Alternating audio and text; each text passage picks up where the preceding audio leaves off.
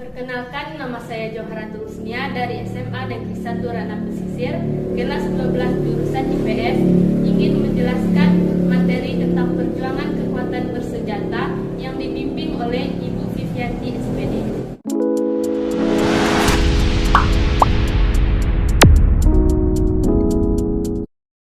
Baiklah, langsung saja masuk pada poin yang ke-E, yaitu pertempuran di Bandung, yang dikenal dengan Bandung Lautan Api. Pertempuran ini dilatar belakangi oleh 3 hal. Yang pertama, perebutan pangkalan udara, pembentukan Dewan Majelis Perjuangan, dan tidak ditanggapinya ultimatum pada tanggal 21 November 1945. Pertempuran ini terjadi pada tanggal 25 Maret 1946. Para pejuang Indonesia membumi hanguskan kembali Bandung bagian selatan untuk mencegah tentara Sekutu dan Nicam menggunakan fasilitas mereka sebagai markas militer mereka. Selanjutnya yang F, pertempuran Margarana atau Puputan Margarana. Pertempuran Margarana ini dilatar belakangi oleh hasil perjanjian Linggarjati yang terjadi pada tanggal 2 dan 3 Maret 1946. Belanda mendaratkan pasukannya sekitar 2.000 orang di Bali.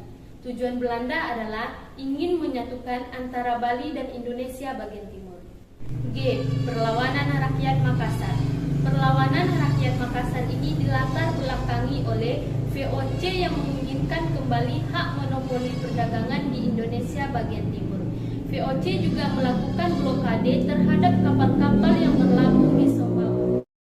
Gubernur Sulawesi pada saat itu, Dr. Soeharto membentuk Pusat Pemuda Nasional yang disebut dengan PANI, bertugas untuk melawan pemberontakan yang dilakukan Nica terhadap Indonesia. Poin yang ketiga, perjuangan dengan diplomasi. Yang A, perundingan Linggarjati. Perundingan Linggarjati disebabkan oleh masuknya AFNI ke Indonesia yang diboncengi oleh Nica karena Jepang menetapkan status quo di Indonesia. Perundingan Linggarjati dilangsungkan di Cirebon, Jawa Barat pada tanggal 10 November 1946. Adapun delegasi dari Indonesia diwakili oleh Sultan Syahrir, sementara delegasi dari Belanda diwakili oleh Mark van Pol. Adapun hasil dari perundingan Linggarjati, yang pertama, Belanda mengakui secara de facto Republik Indonesia dengan wilayah kekuasaan meliputi Sumatera, Jawa, dan Madura. Belanda diharuskan meninggalkan daerah de facto tersebut paling lambat tanggal 1 Januari 1949. Indonesia dan Belanda akan bekerja sama dalam membentuk negara serikat dan pembentukan RIS paling lambat dilaksanakan pada tanggal 1 Januari 1949. Yang ketiga, RIS dan Belanda akan membentuk Uni Indonesia Belanda yang didirikan oleh Ratu Belanda. Perjanjian Linggarjati ditandatangani pada tanggal 25 Maret 1947. B. Perundingan Renville. Perundingan Renville terjadi pada tanggal 8 Desember 1947. Perundingan ini terjadi di kapal USS Renville. Adapun hasil dari perundingan Renville, yang pertama, pihak Indonesia menyetujui dibentuknya negara Indonesia Serikat pada masa peralihan sampai pengakuan kedaulatan. Yang kedua, Belanda bebas membentuk negara-negara federal di daerah yang didudukinya. Yang ketiga, pemerintah Indonesia bersedia menarik pasukannya serta mengosongkan daerah yang didudukinya di belakang garis Panmok. Yang C. Perundingan Romeroen. Perundingan Romeroen ini terjadi pada tanggal 17 April 1949. Dilaksanakan di Hotel Des Indes, Jakarta. Perundingan ini diwakili oleh delegasi Indonesia yaitu Muhammad Hatta. Adapun hasil dari perundingan Romeroen, yang pertama, bersedia memerintahkan seluruh pengikut Republik yang bersenjata untuk menghentikan perang gerilya. Yang kedua, bersedia bekerja sama dalam menjaga ketertiban, keamanan, dan menjaga perdamaian. Yang ketiga, bersedia turut serta dalam konferensi meja bundar. Yang keempat, agresi militer Belanda. Yang A, agresi militer Belanda 1. Agresi militer Belanda I ini dimulai pada tanggal 21 Juli 1947. Tujuan utamanya adalah membentuk daerah-daerah perkebunan yang kaya dan daerah yang memiliki sumber daya alam, terutama minyak. Agresi militer Belanda I ini berakhir pada tanggal 17 Agustus 1947. B. Agresi militer Belanda II diawali ketika Belanda mengepung kota Yogyakarta pada tanggal 9 Desember 1948.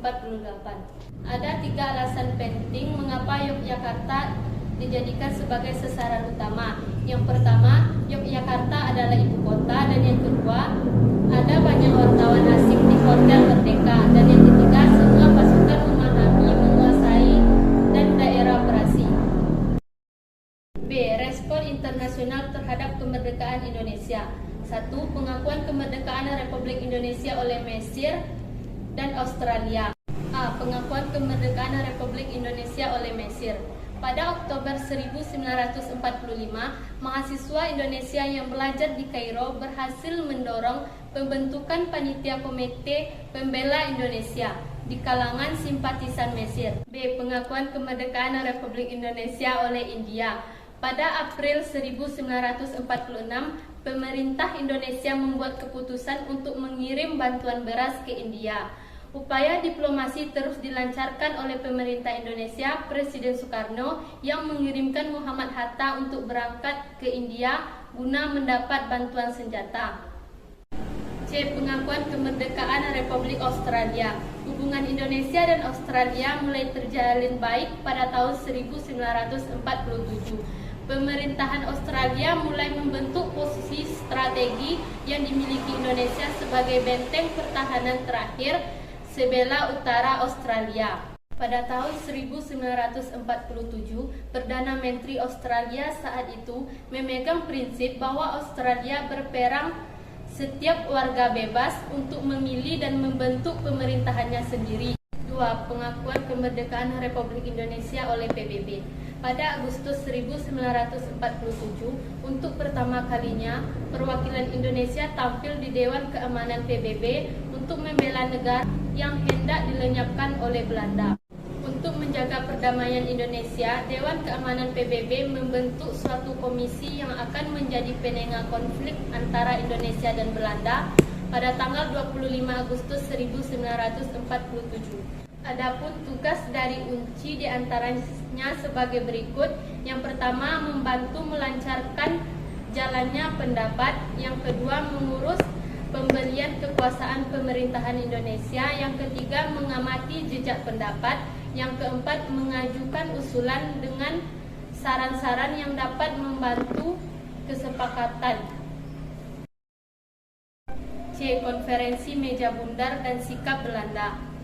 Konferensi Meja Bundar ini diselenggarakan di Ried Dorzij pada tanggal 23 Agustus 1949. Kemudian membahas masalah diantaranya yang pertama, persoalan kerjasama dalam Uni, yang kedua dalam hal yang terkait dengan masalah utang Indonesia. Setelah terjadinya perundingan yang berlarut-larut pada tanggal 2 November 1945, KMB menghasilkan keputusan utamanya sebagai berikut. Yang pertama, Belanda akan menyerahkan kedaulatan kepada RIS pada 1 Desember 1945. Yang kedua, diputuskan pula beberapa persetujuan pokok. Yang ketiga, mengenai Irian Barat, penyelesaiannya ditunda 1 tahun. Yang keempat, persetujuan Krop juga memuat ketentuan mengenai pembentukan APRIS dengan TNI sebagai inti. Yang kelima, kerajaan Belanda akan memuat Uni Indonesia. Dan yang keenam, Indonesia akan membayar utang Belanda sejak tahun 1942. Pada tanggal 23 Desember 1949, Wakil Presiden Muhammad Hatta berangkat ke Belanda memimpin delegasi RIS. Misi utamanya adalah menandatangani naskah pengakuan kedaulatan dari pemerintahan Belanda. Baiklah, sampai di sini dulu materi yang dapat saya sampaikan. Kalau ada kata-kata yang salah dan janggal mohon dimaafkan. Wassalamualaikum warahmatullahi wabarakatuh.